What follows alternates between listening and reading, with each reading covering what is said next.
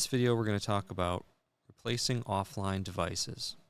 So when a device has been removed from the system, unplugged from a room, removed for service or any other reason, and it needs to get replaced with a new one or with one from another area, we need to use the replace offline feature in order to avoid having to reprogram our function blocks to point to the new device.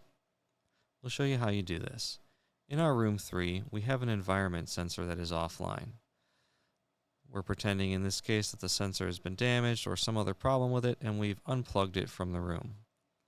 Now we need to install a new sensor in the room, either from another location or with a new device. When we install the new device, we can use the replace feature to take the place of the existing sensor so that we don't have to change our function blocks to point to the new device. Let's add a new device to the system.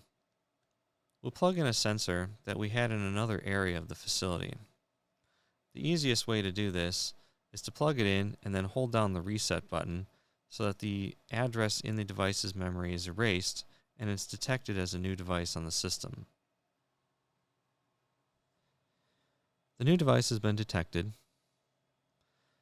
We can select the correct location for the device and then save it. We don't have to worry about the name of the device at this point.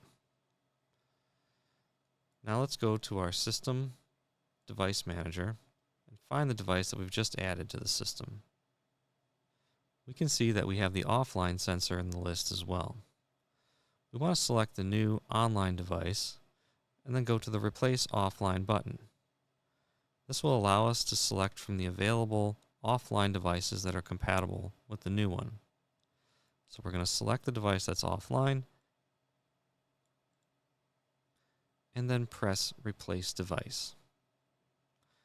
Now we can see that the new device has taken the old one's name and replaced it on the system. Any function blocks that were pointing to this device are now pointing to the new one and using the same name.